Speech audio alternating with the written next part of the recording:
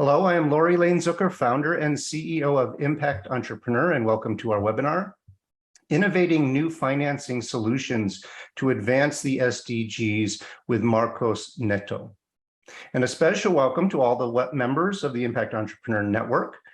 Impact Entrepreneur is a large global network of systems-minded change makers, entrepreneurs, investors, scholars, and students of social and environmental innovation who believe that this work needs to be done within a transformational framework. We build companies, we invest in them, we study and teach about them, but we also understand that we have to collaborate to build a new business paradigm and ecosystem that functions with a very different brain chemistry around those businesses, what we might call an impact economy, in order to find an authentically sustainable way forward. So if you agree with this perspective, are not yet a member, join the network. It is free. The only entry fee is your commitment to the business of change. This webinar is part of two series that we offer. The first series of which this webinar is a part is called Luminarius, and its theme is fireside chats. The second series is called Building an Impact Economy, and that's generally composed of topical panel discussions. Selections from our past programs can be found on our website, as well as on our YouTube channel, Impact Entrepreneur TV. And be aware you can become a premium member of Impact Entrepreneur, get priority admission to all our upcoming live webinars and deep dive conversations, which now number well over 100 programs, all our magazine articles, and other ways to engage with our global community. And you can find out about all of this on our website at www.impactentrepreneur.com.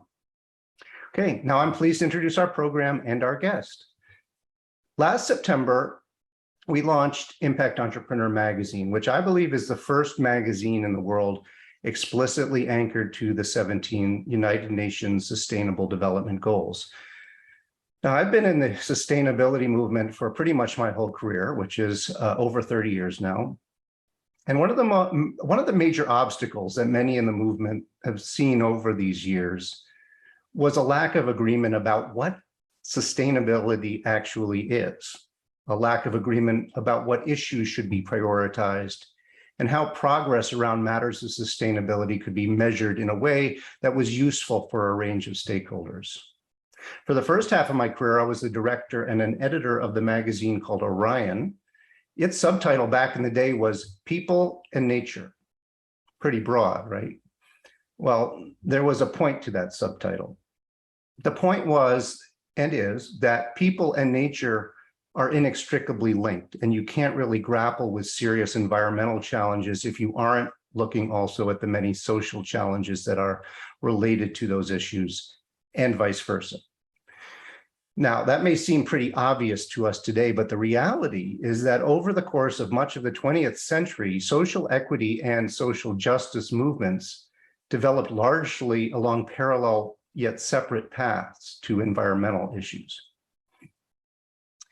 It wasn't until the latter half of the 20th century that authors like Rachel Carson and Wendell Berry and many of the other writers who were writing for us at Orion started to make clear that issues of sustainability were at their core issues of justice, and that it was essential to give voice to the voiceless, whether that be a person mired in the poverty of the shanty towns of South Africa or Brazil or Detroit, or of the lesser panda, the Amazon river dolphin, the horned parakeet, or the monarch butterfly, all issues of justice.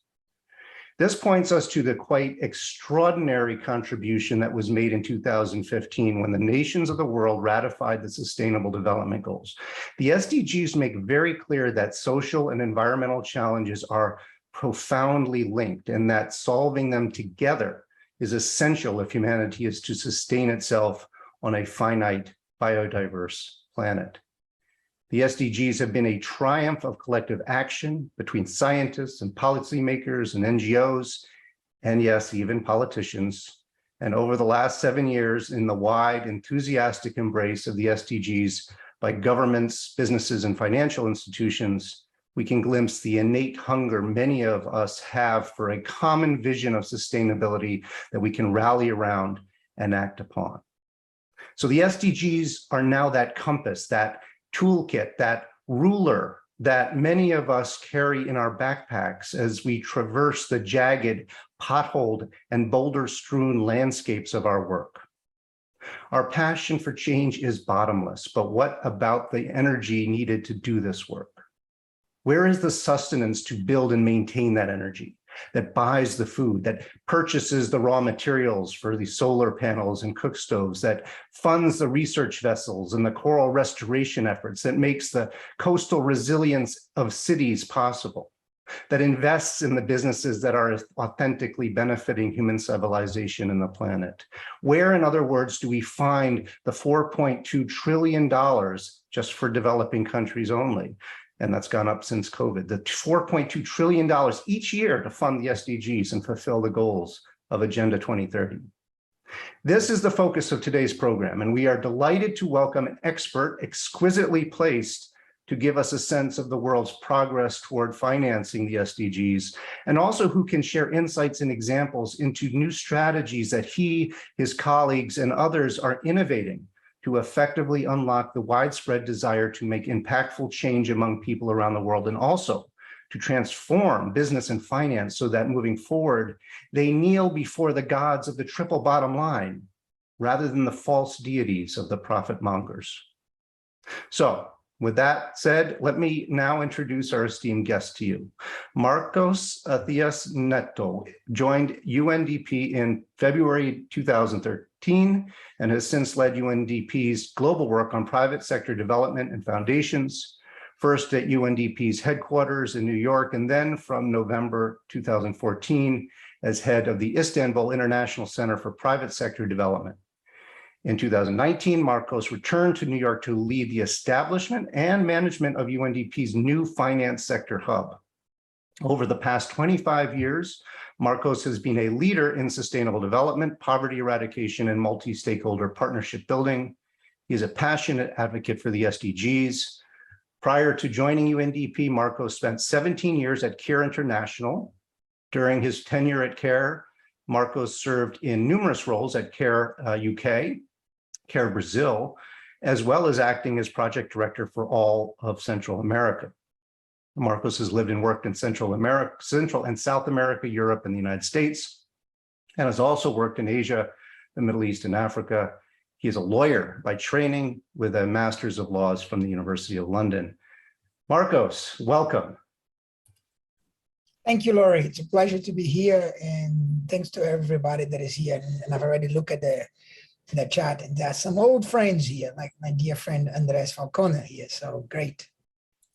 Excellent. Yes, welcome everybody. And yeah, I see the audience continues to grow even as we're now a few minutes in and begin our conversation. Marcos, it's become my practice to begin our fireside chats by asking guests about personal experiences as they relate to the professional work that they're doing in the impact space. And so I would love to ask you to share an early experience or two, it might be in childhood or early professional work, that inspired you onto the path of impact. You know, Laurie, I won't say that it was something that was vivid in my mind at the time, but it was actually reflecting back on my life that became clear to me that there was, if you want, a genesis of this passion. I'm Brazilian. I was born and spent my entire childhood in the Amazon region of Brazil, in a city called Belém, which is at the delta of the Amazon River. And I come from a family. My grandfather was the largest producer and exporter of Brazil nuts in the world. Now, if anybody knows, if anybody has an idea, what is a Brazil nut farm? Well, a Brazil nut farm is rainforest, period. You don't build and you don't plant. You know, you basically have the rainforest and you send somebody up those mega Brazil nuts trees and get the thing, and then that's it.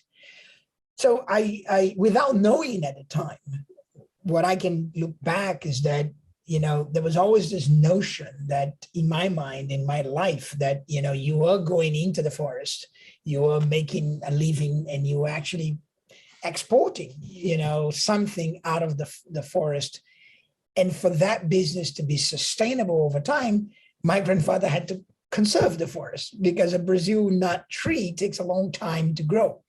So that for me, while not at the time, reflecting back how I grew up and where I grew up has become one of those things that I thought, oh, look at that. I was involved in a sustainability without anybody even talking about that. Thank you. Let's now move to your early career. I'm just interested in the trajectory of what brought you to the work you're doing now. You worked, as I said, for quite a few years with CARE. So I'm interested, can you just give us some details about the different roles that you had at CARE, and in particular, what you might have learned from those experiences that's serving you well now in your role at UNDP? No, look, I was very fortunate to join CARE. I was about 25 years old, 24 years old, and played a lot on the humanitarian side at the beginning of my career, right?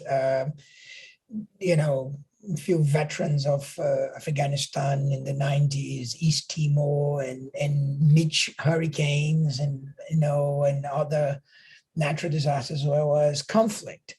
Then I had the chance to go and kind of set it up, the CARE office in Brazil, which was great. And it was a chance to come back to Brazil about 10 years after I had left regionally, and setting up in Brazil. And then I kind of carry on, the career with CARE. The last job that I had CARE was around climate change, the director for CARE USA. So I had a variety of exposures within CARE. And even afterwards, when I left CARE, brief period of time in between CARE and the UNDP, I actually was a major gift fundraiser for another organization in the Northeast United States.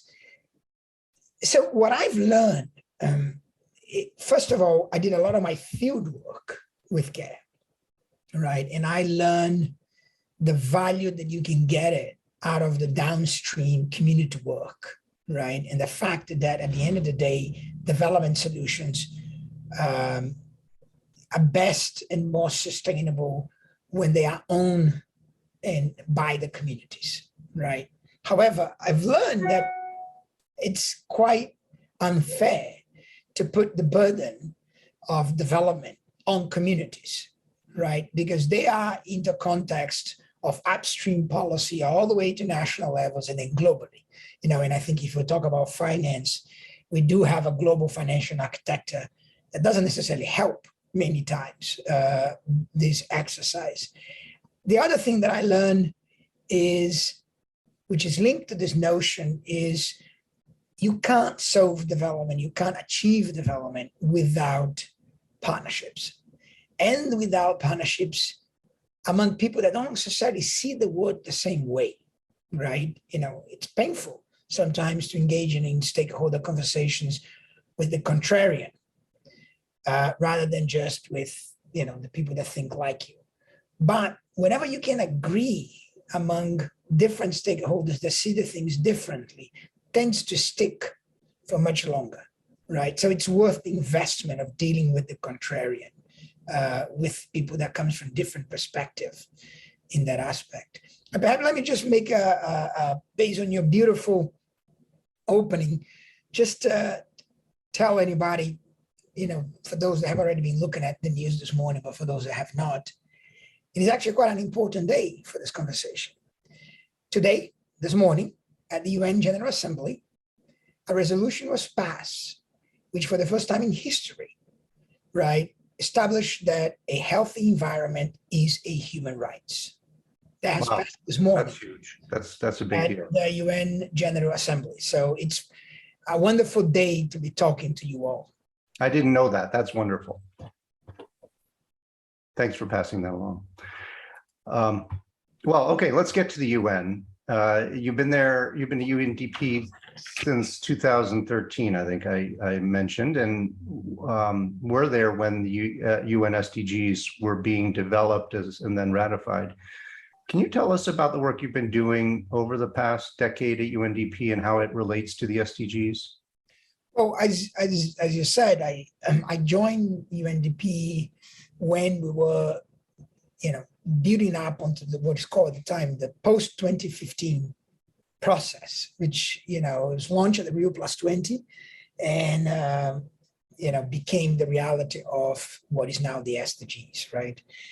I think the SDGs build on the Millennium Development Goals, the MDGs, right? And if you look at the first 6 SDGs, they are very much the unfinished business of the MDGs, which were very much a social driven agenda with, the environment on MDG 7 and the partnerships, right? Now the SDG brings in what you mentioned, right? If you want the culmination all the way since 1987 in the Brundtland Report on the definition of sustainable development, suddenly is materialized around this complexity of intertwined goals, which have, the first 6 being, the social side, the middle part of it being the economic side, and the latter part of it being the environmental side. And then you've got the partnership, and very important, you've got that governance, right? The SDG 16 in that sense. The agenda was created intertwined. So while it is impossible, and nobody's ever asking a government or a company or anybody to say, all right, I'm going to tackle the whole 17, right? But the notion that when you touch it one point of the system, there will be reverberations on the other point of the system, right? So you have to understand that, if you prioritize, and governors are doing, and we at UNDP have been working very, very close with government over the last 7 years in creating SDG plans, and we've created a methodology around accelerators, right? Which usually comes underneath the goals and starting to say, all right, in your context, what are the accelerator triggers that if you prioritize them, multiple SDGs are going to move forward at the same time, right? And as we've learned over the years, there are some elements, some accelerators that are common around the world, right? One, for example, is gender, right? The focus on gender equality, the focus on SDG 5 to some degree actually multiplies SDGs across the board. The other one is energy. More and more is becoming clear that access to energy to people that don't have it, there's still about 800 million people in the world with no energy access, right? It's a multiplier, an accelerator, and finance is an accelerator. Okay, yeah, and I want to dig into a whole bunch of different things that you just referenced there. Your work around acceleration will come later, but I'm interested in kind of sticking with kind of the initial launch of the SDGs and how you see it has evolved in 7-8 years. So in contrast to the earlier Millennium Goals, which many of our audience will know was kind of an earlier attempt at such things, the SDGs have been a massive success. I mean, as far as I can tell, governments, businesses, investors, and others have embraced the SDGs and are using them in a wide variety of ways as an essential touchstone for their work. And can you give us your general impressions of that evolution since 2015 among the universe of stakeholders that you work most directly with? Look, the breadth of the SDGs, as we just talked about, making it speaking directly to different stakeholders, right? So if you look back at let me stay with business here. If you look back at, what was in it for business in the MDGs, right? It was more about the charitable side or the corporate social responsibility side, right? As an entry point between business and the MDGs. Now, if you look at the SDGs, things like, economic growth, jobs, quality of jobs, energy, and so on and so forth, you see a business opportunity. As a matter of fact, there was a commission that was created, was led by Paul Bowman right after the SDGs were created, which actually put a number. They basically said that there were $12 trillion annual business opportunity for the companies that integrate the SDGs in their core business. No longer CSR word, no longer that kind of stuff, but the kind of things that you guys have been promoting and doing, in the network, right? So that means business look at the SDGs differently, right? From the point of view of, all right, there's money to be made, there's profit to be made. And while I agree on the altar of the triple bottom line, profit still drives a lot of decisions in the business community. So that was an important element for that. Civil society, I think, now the business community is trying to figure out, and it still hasn't necessarily understood how to make use of the SDGs as a business proposition rather than as a PR or still a CSR point of view. Some have done it, others have not in that aspect. I think governors also realized that this agenda is too big and it's too expensive for public financing for governors alone. So I actually do need the partnership with the business community, which was not necessarily the case, right, on the original 6 MDGs, right, or 8 MDGs, right, which was primarily the traditional public service orientation. So I think that perception with civil society coming in and saying, look, if you guys are going to have this unholy alliance, I got to be part of it, to make sure that it doesn't go astray. And there's a lot on the SDG agenda that have always been the push and the demand of civil society, right? So the agenda was designed in a way that almost forced the stakeholders to come together, because nobody can make it happen alone, right? So that for me is that evolution that becomes important. Now, having said that, and let me be very realistic and honest here, halfway through this agenda, we are off track. We are off track. The SDGs, even prior to COVID, were off track. Part of the reason they were off track is the mastering of the financing necessarily for it did not happen, right? Second, there was a moment by which those stakeholders decided to grapple with the SDGs by themselves, right? So business is starting to say, I like it, I'm going to figure out what to do, and whoever's going to help me. And government is starting to put the SDG plans, and on top of that, you remember that by 2015, we not only had the SDGs, but we had the sign of the Paris Agreement, right? And then governments went forward with 2 major unique processes, which was SDG plans, basically relooking at traditional planning processes vis-a-vis the SDGs, but also they had to start designing the national determined contributions, the first set of commitments to the Paris Agreement. And unfortunately, those processes were done in parallel, not together, within governance structures, right? And also within companies and within big players, right? So I think one of the things that the current level of crisis that we're living in has realized is we need to come together, right? Civil society, government, and we need to plan and implement together. It doesn't mean that a company has to do what a government is saying, but it needs to understand where a government is going and vice versa. So it sees the touch points, right, in that aspect. Thanks.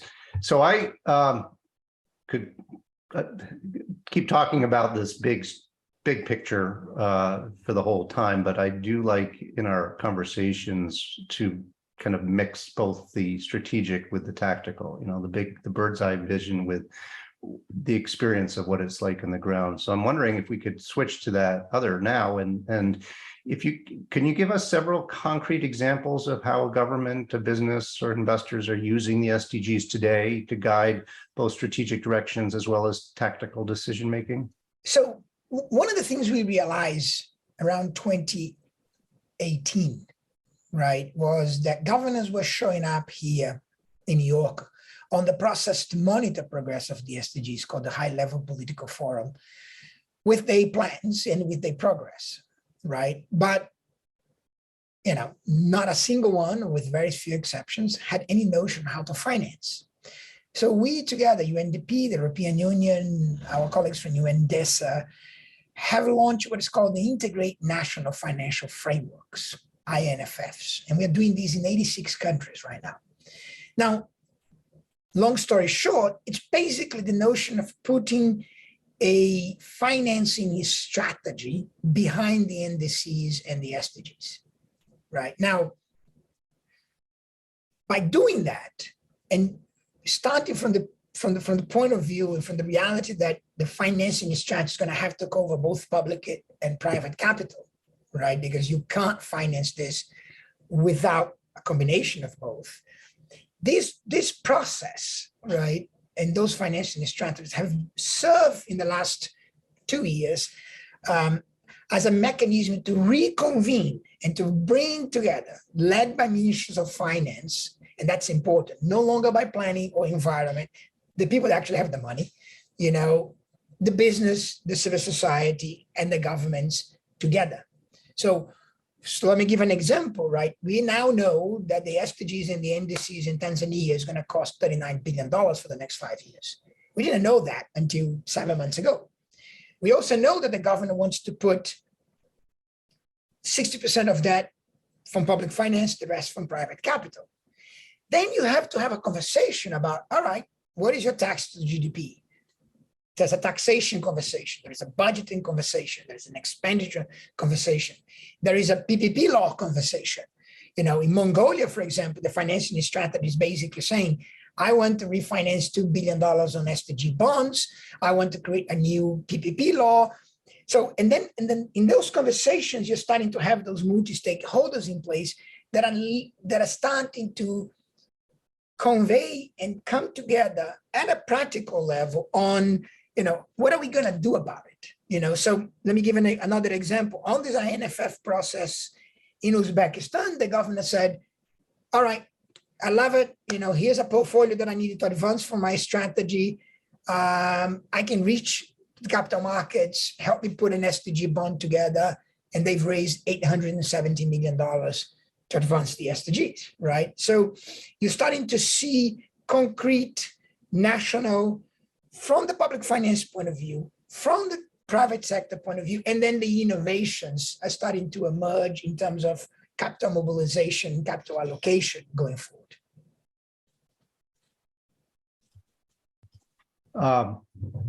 Okay, yeah, great. And I want to talk about even more in a more detailed way as we go around about those innovations. In the description for the program, we discuss a quote, new normal, where enterprises' role moves from maximizing profits to maximize economic, social, and environmental impacts, or to put it even more ambitiously, our collective human and planetary well-being, unquote. Now, most people attending this webinar will share this thinking. I'm interested, though, in hearing your perspective as someone who is working with the UN to develop financing models anchored to sustainability values and goals. What does a new normal mean to you? And you know, you touched on this, but I'd like to just kind of ask very directly, what is the new normal and what does it require of business and finance within the context of systemic change, of transformation?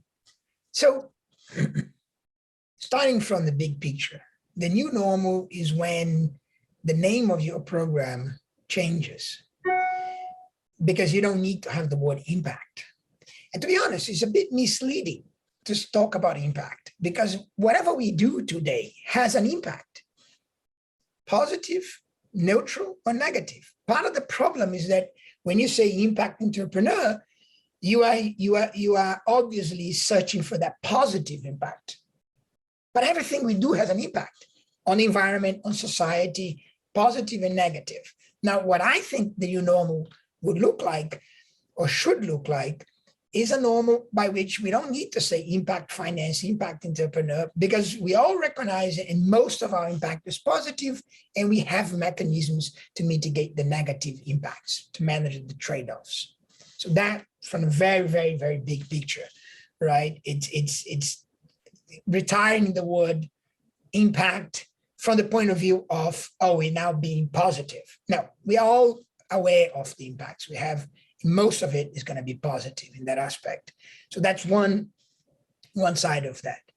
I think the other one is that decision makers in the business community, in the financial institutions, as well as governments and citizens making consumer choices, have the necessary data, which we don't today, right, to make judgments on that impact, to understand the positive, the negative, right, mitigate the one, maximize the other. I think there is a data problem, and we haven't got yet the necessary availability of data, right, going around the world.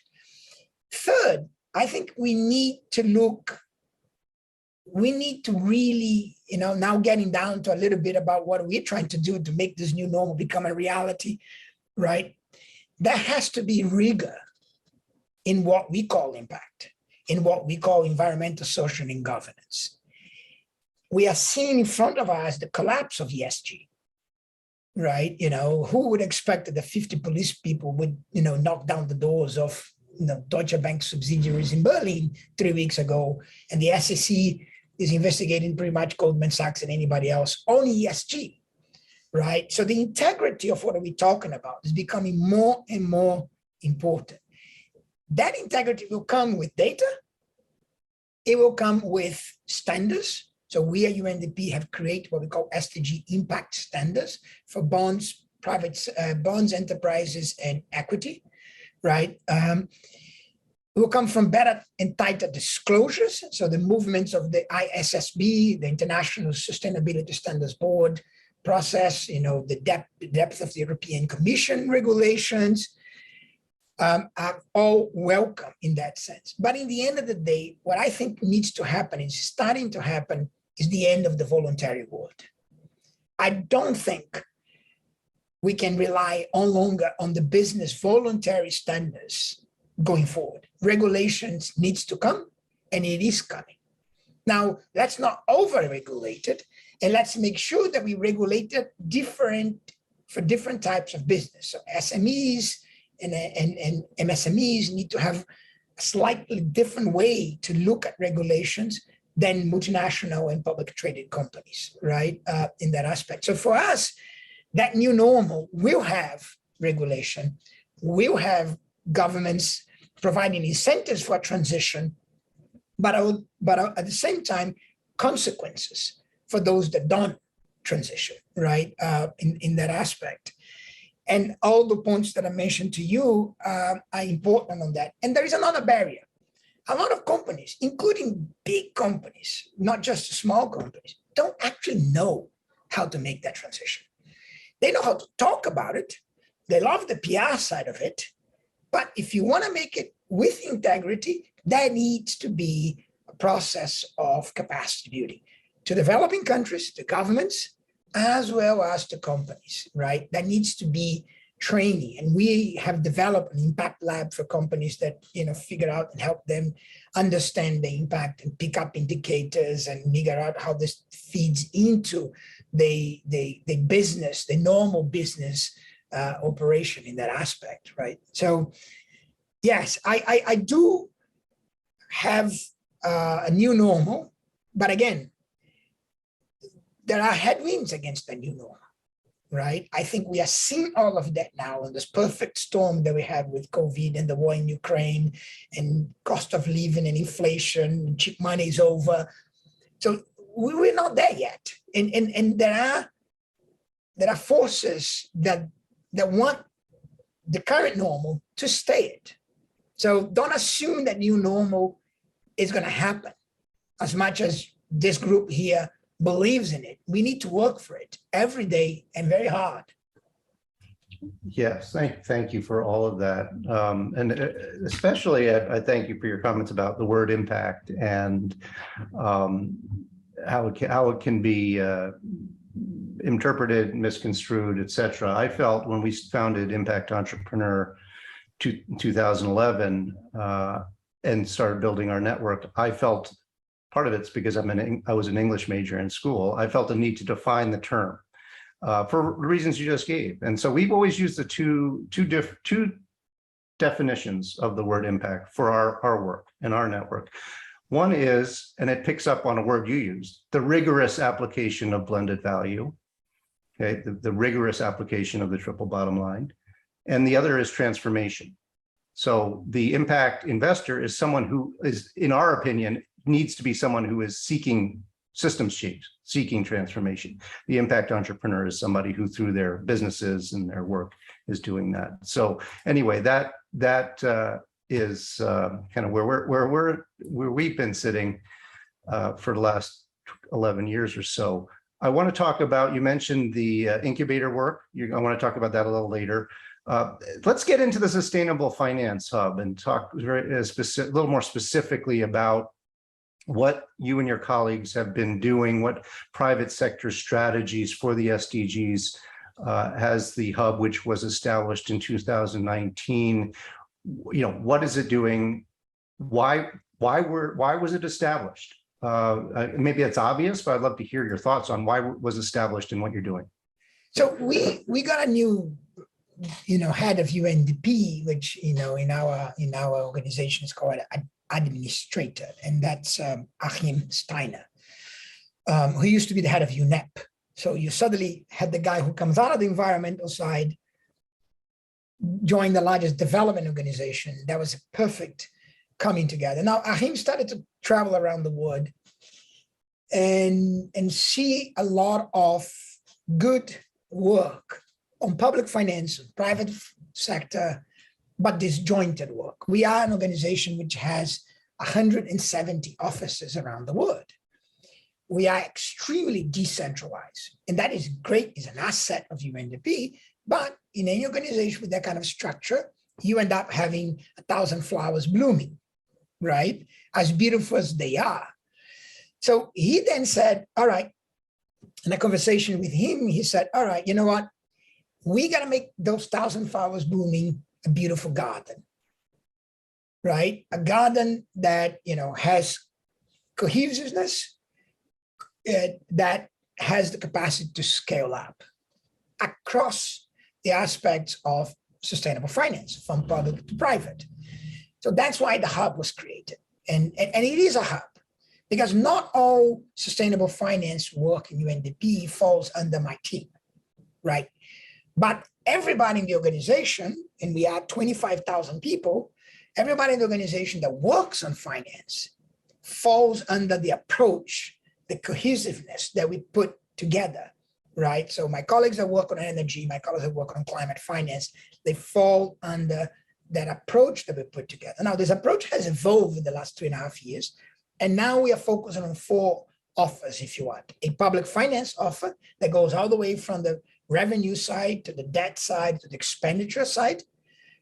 A unlocking private capital and business model. One of the things we've done recently in terms of innovation was to convert SDG plans, NDCs, right, into investment opportunity areas. We actually have a platform with about 500 investment opportunity areas that define the business case for investing in cold storage in Nigeria, and tells you what is the rate of return, the average rate of return of that business in Nigeria. It tells you the policy environment for that business, but parallel to that, tells you the development return of that business. What SDGs you're delivering if you invest at a 22% return on investment on cold storage in Nigeria. And we've done that in 40 countries, right? And we're starting to see money flow behind those investment opportunity areas. In Ghana, for example, an intermediary in Geneva picked up our map and put up a $40 million pipeline, right? So this is about the pipeline. Where is the pipeline? That's one way that we're trying to deal with that aspect. And then, we'll talk later, but we also have an accelerator program that we put behind those maps, right, to actually find the companies that can deliver those investment opportunity areas and connect to money in that aspect. The third offer that we have is about impact management and measurement and financing track. That is basically about that integrity. It has become very, very important that you actually deal with greenwashing, that you deal with SDG washing. You can't, the whole conversation will collapse if society thinks this is all BS, right? And this is all another plot of marketing, it has to have integrity, right? So a little bit about that, those standards that I mentioned earlier that we've designed, the impact lab that we have, and all of that work is what is in their offer. And the fourth one is those financing strategies that I've mentioned to you. So that's what we've been doing. Now, we do those things at different levels, right? Starting at our countries, which is our main clients are, developing governments. So we actually providing the technical assistance, providing that support, helping them raising SDG bonds and green bonds and blue bonds. We were behind it in partnership with the Mexican government in the issuance of the first SDG bond in the world, right? We were the ones helping think and the framework and the reporting side of it. And we are working with the government now on another innovation, which is a sustainability link bond with a variable coupon up and down, right? Attached to the NDC goals and the NDC targets, soon to be in the market. So lots of that stuff is what we are focusing on national level. We work at a regional level. Right now, we are working with the World Bank and IMF and others on creating a sustainable finance regional taxonomy in Latin America. And at the global level, right? I'm the head of the Secretariat of the G20 Sustainable Finance Working Group. If you want the largest policy table that you can be, trying to write the next elements of the policy to advance sustainable finance, climate finance, and so on and so forth. Thank you. We have our first question in the queue. We get to them in about 12 minutes or so. So we have a lot of really smart people on this in the audience here. So I know there's a bunch of good questions that are in your mind. So please start putting them in the Q&A and upvote the ones that you are most interested in hearing Marcos answer with a thumbs up sign next to those questions. Okay. Marcos, you kind of brought us in the direction of kind of the innovation that the hub is doing. Can you give one example of you can give more if you want, but of an instrument that you've created, a financing instrument that you find, that's really kind of broken the mold here and pushed things forward in an important way? Well, I would stick to those, thematic debt instruments, right? For two reasons. One, it is making use of a well-traditional, well-established instrument that the market understands, right? But putting a focus to it, right? In that aspect. Second, because they are at scale. Part of the challenge that we have right now is a lot of the blended finance, a lot of the blended stuff can't reach scale, hasn't reached scale. We all remember the World Bank billion to trillions.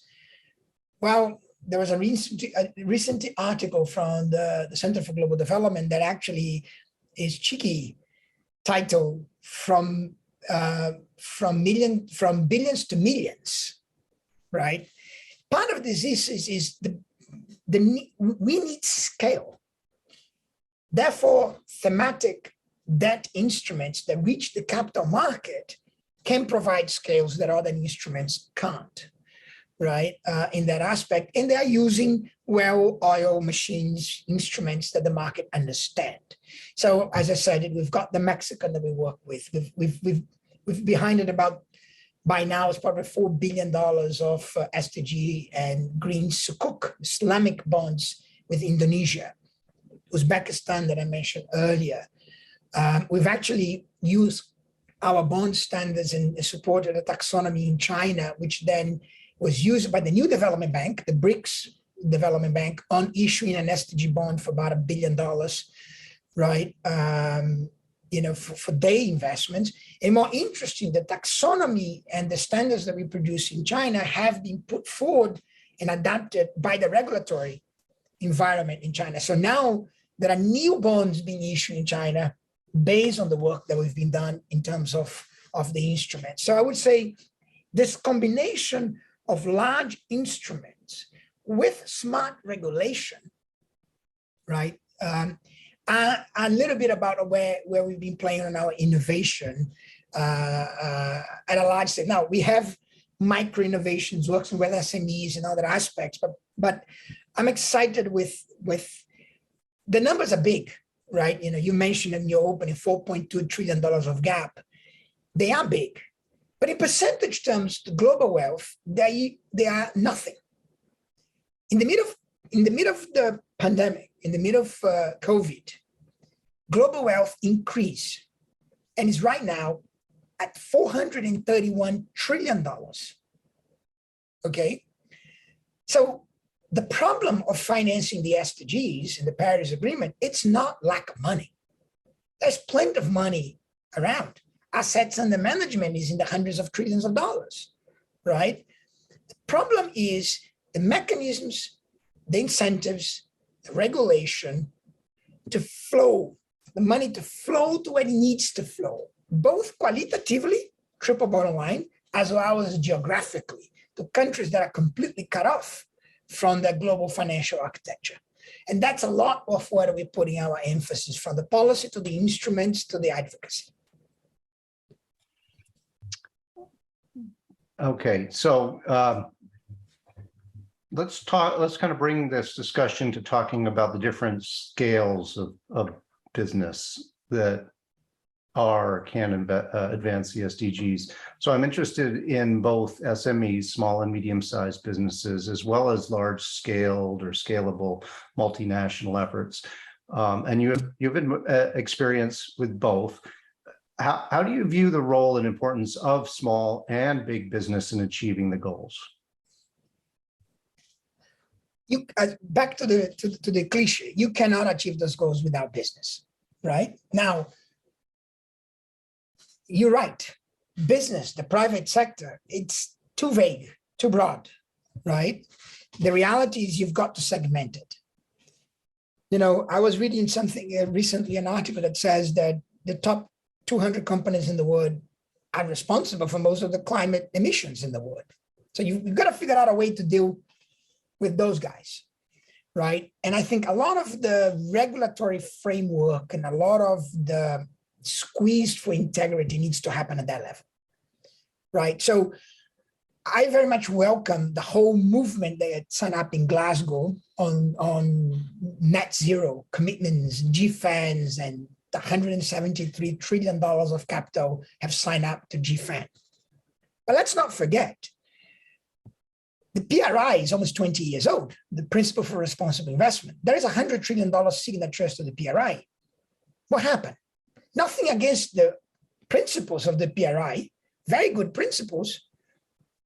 If those companies that sign up to the PRI had actually implemented the principles they sign up to, we wouldn't be here having this conversation. Drop the mic, game over. So it's easy to sign up to things. It's not that easy to make a reality.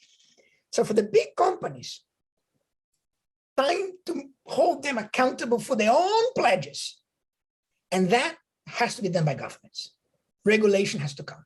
We can no longer rely on those big guys by themselves, right? Now, and that also goes in changing regulations of pension funds and others and getting them to demand a different return, and asset managers will follow. There is a risk for the small companies because we have a chronic problem of access to capital by SMEs anyway. It's about $5.2 trillion of gap in access capital for SMEs before we put in place these regulations that I'm begging people to put it in place, and disclosure rules and so on and so forth.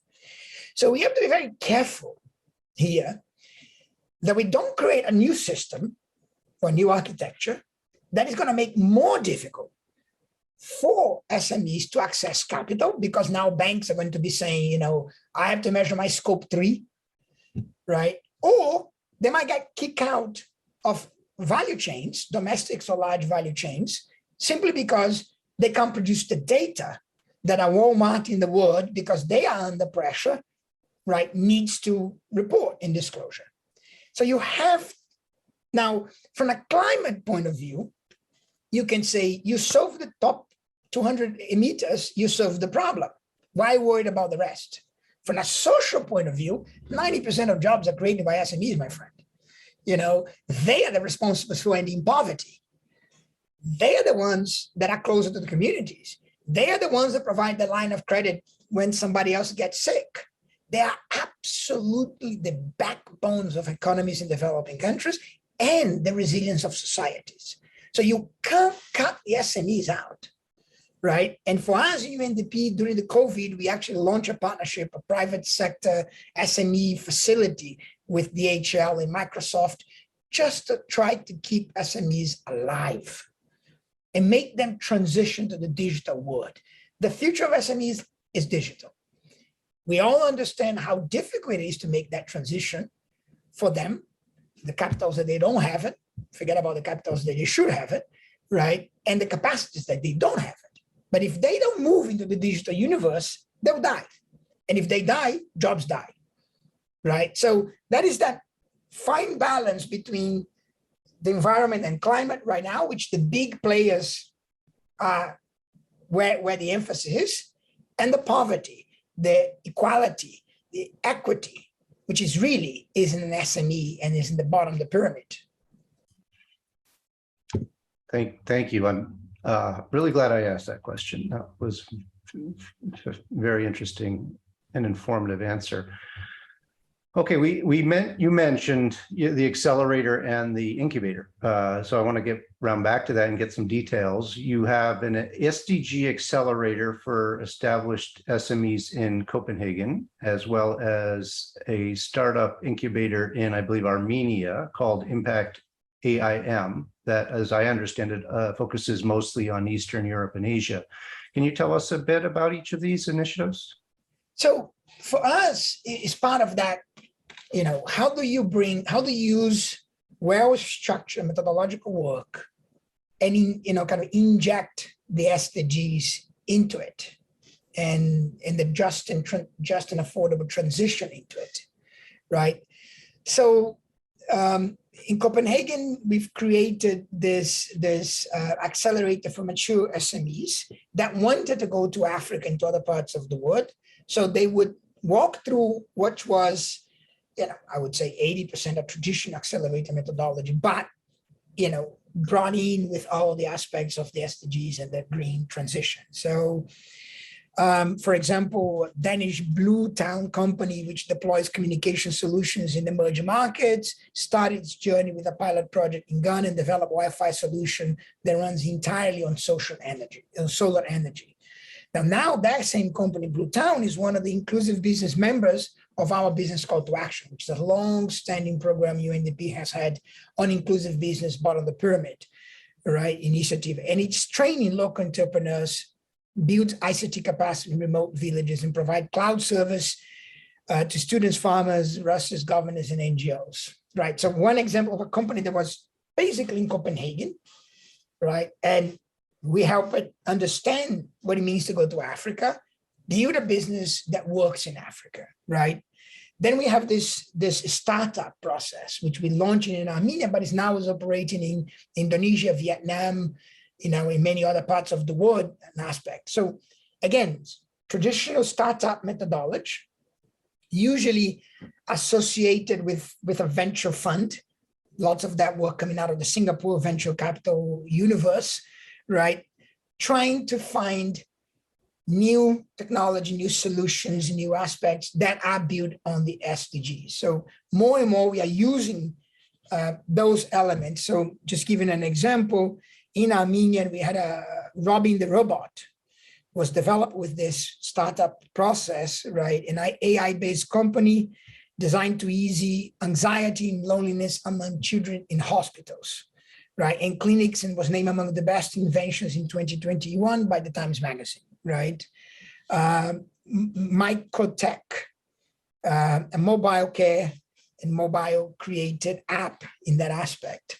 And if you look around the investment maps that I mentioned earlier, those investment opportunity areas, it's huge amount of those sectors and subsectors by which we, as I said it earlier, becomes the incentive to create those accelerators in those startups process, right? So you don't need to figure out, what are the sectors and the subsectors, the concrete investment opportunity areas that we need to put our emphasis on, that you need to come in as impact entrepreneurs, what is it? So we are giving you that big picture and then facilitating the coming behind it through those accelerators and startups processes, the companies that can deliver on that in the developing world in that aspect. So a little bit about the logic by which we're doing this, and it's kind of working, to be honest to you. Now, access to capital is still the problem. So you can do those things, but those companies in the end, they need capital, right? Some get it, some don't. This is so true. Okay, we've got a few questions in the Q&A I want to get to. I have a few more questions. Maybe I'll get to one or two of them as we move along in the Q&A. But let's start with Andres's question. It's a longer one, so bear with me. In many ways, we are preaching to the converted here, but in my experience as a development and climate finance consultant, I see that the discussion on private sector runs on a completely parallel track to the engagement of governments and even civil society with precious little cross-sector dialogue. Your work is a breath of fresh air, but I still perceive that in the UN and specifically in the UNDP, the role of the private sector is still ignored, misunderstood, and often opposed. Can you tell us more about how the UN system is learning, changing, and opening up to the private sector in a mainstream way so initiatives such as yours are not marginalized and siloed away? Look, this is a dear friend of mine. I just texted him not to ask a difficult question. I don't mess, Andres is right. And to some degree, he's always going to be right. The UN, it's a member states organization. Okay? We are who we are. And as much frustrations that I have been in this bureaucracy for almost 10 years, we are a member-driven organization. We are a government-owned organization.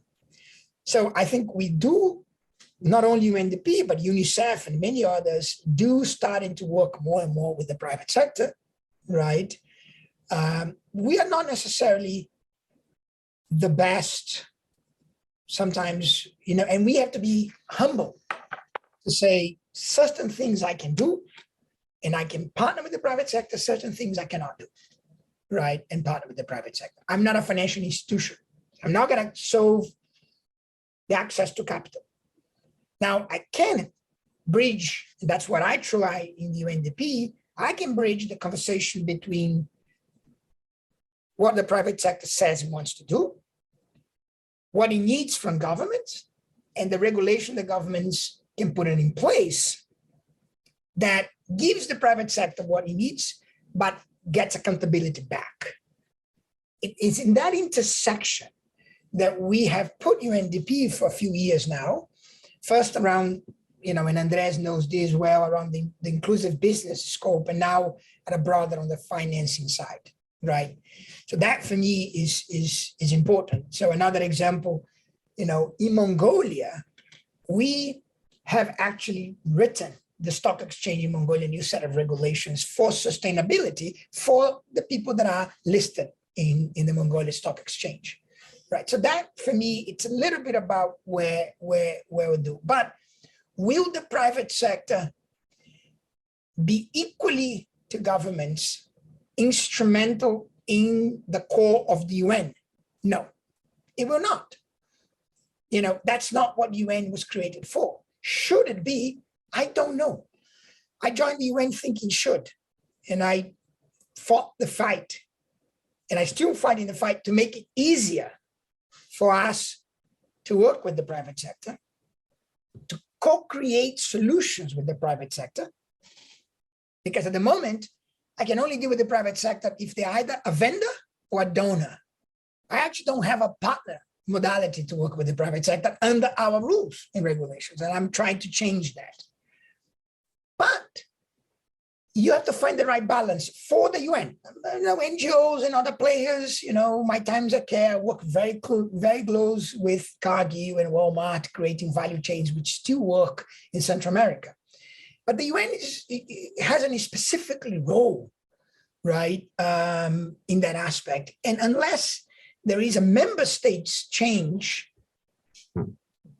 the private sector will never going to be central to the UN. So that's where I have to be very honest. We have to become better. We have to become more welcoming. We have to facilitate conversations. But but they are who they are, and we are who we are under the government rules. Thank you. Rita and Iva, I see you've got hands raised. We're not really attending to raised hands in on the webinar setting. That's more for the deep dive. So if you have a question, I would recommend and urge you to put it into the Q&A if you haven't already.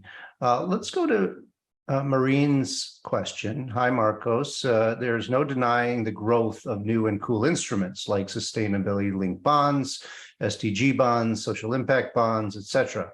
But at their core, they remain niche and relatively small scale. ESG funds seem to have grown, yet we're aware of greenwashing issues. So I question, how much impact is there? In parallel, the SDG funding gap is, $3-4 trillion. What, in your opinion, can help move new financing models to scale to create real systems change and help us move closer to meeting SDG targets? Look, I think it's a multi-pronged approach, and Marine has already talked, right? Yes, the green bond and SDG bond market, it's 2% of the global bond market. So it's small, but it's almost $3 trillion, right? So, and it has grown fast. So I think we need to double down on that. We need to carry on building those instruments that are thematic, that are linked directly with a pipeline or with a national budget that has been, reconfigured around the SDGs and green and so on and so forth.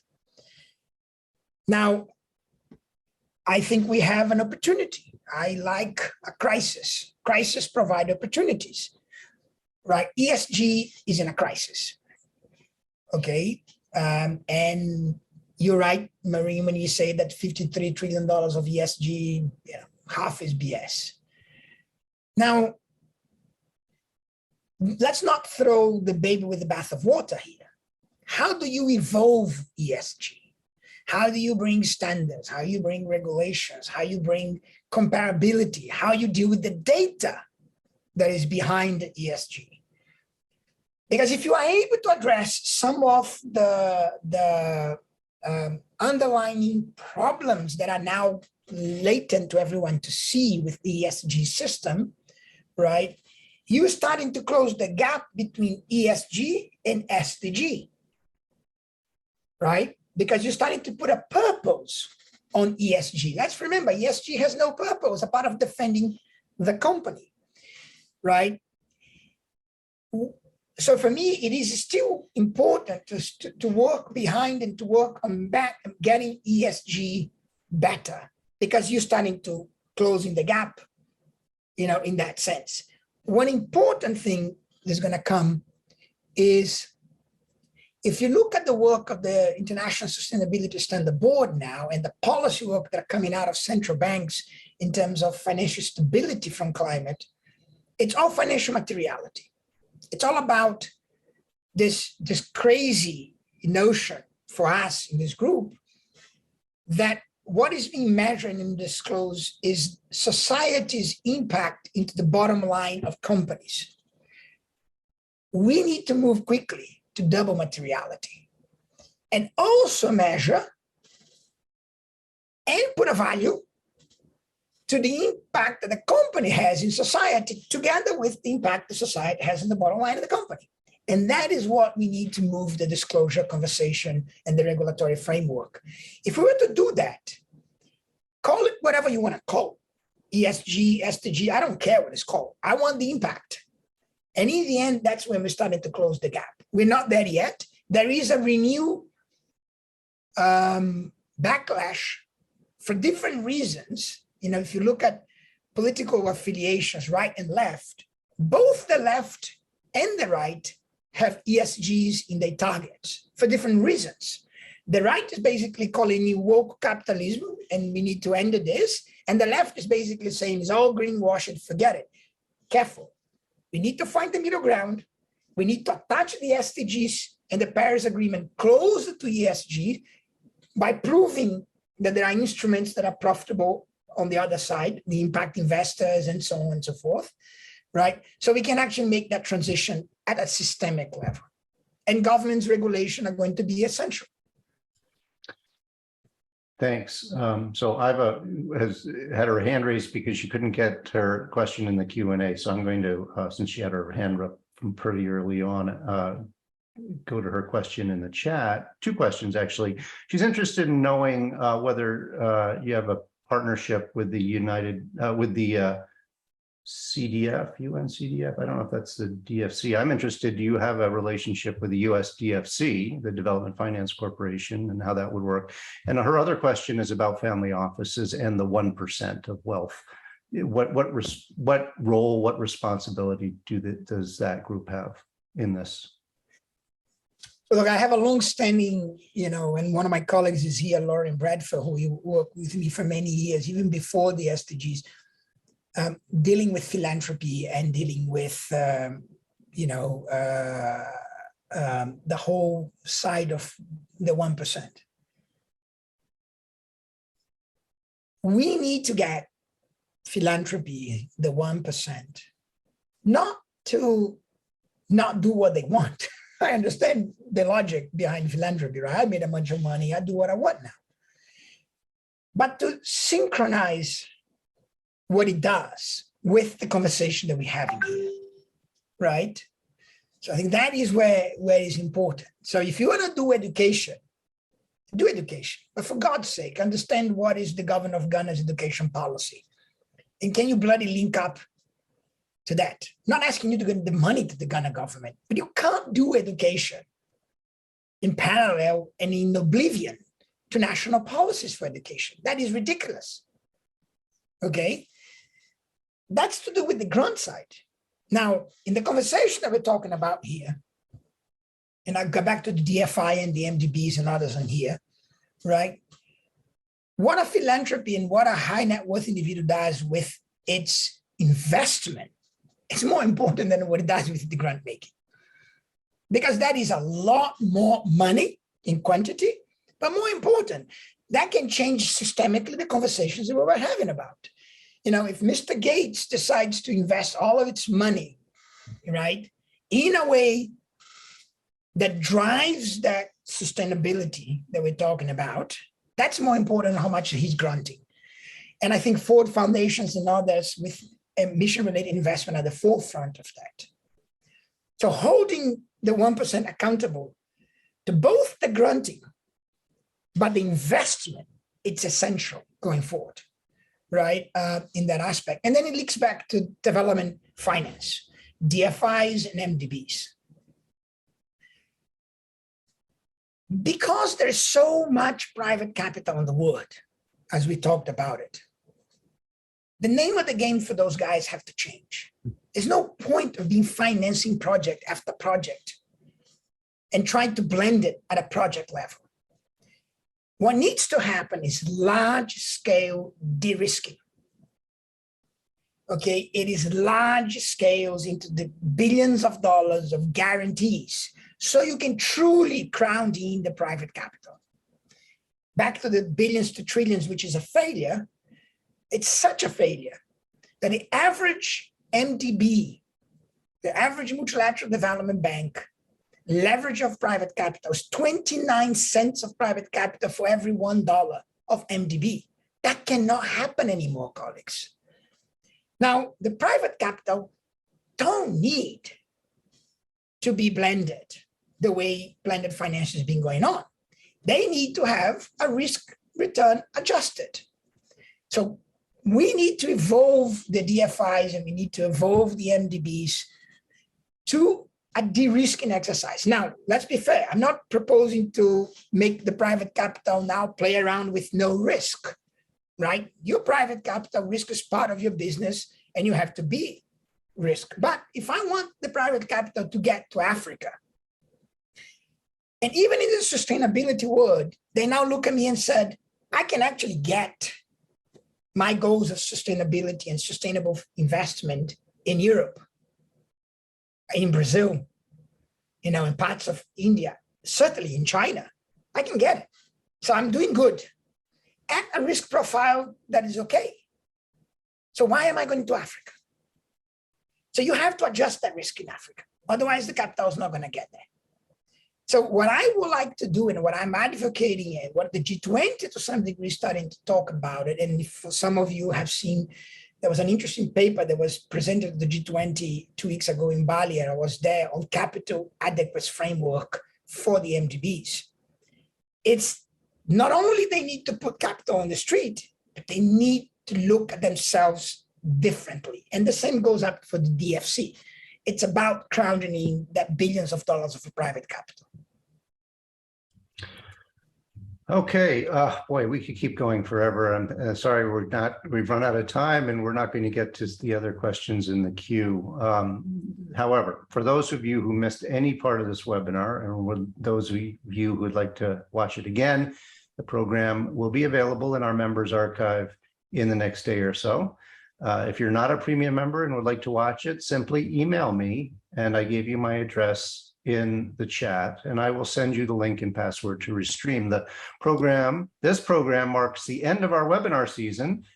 We will take our usual break in August, as many of you, as us, will be on holiday, take a breather, and we'll begin the new season in September with an exciting lineup that begins with a deep dive conversation with impact investing pioneer Jed Emerson. And that will offer a rare opportunity for our members and others to engage directly with the person who co-wrote the first book on impact investing and whose latest book, The Purpose of Capital, is easily one of the most important books in the field. I put a link to our calendar in the chat. Make sure you bookmark it so that you can keep abreast. We're about to put up a couple more September programs next week or so. And yeah, sign up for our newsletters. That's a great way to not only keep updated on our live programs, but also as we put up new articles every week or during the week, we highlight them in the newsletter. If you're not a premium member, I put a special offer for premium membership discount of 20% if you act today. That code is in the chat as well. Marcos, this was a brilliant, fantastic program. I am deeply appreciative of you taking the time to come and share so much of your experience and your wisdom about the SDGs and financing the SDGs. Thank you so much. Thank you. Pleasure of mine. And I hope I was not too gloomy. Keep on the good work, colleagues. We need to fight the good fight. Thank you. Yes, we do. Thank you all for joining us. Everybody have a great August, and we'll see you again in September. Take care. Stay safe. So long now.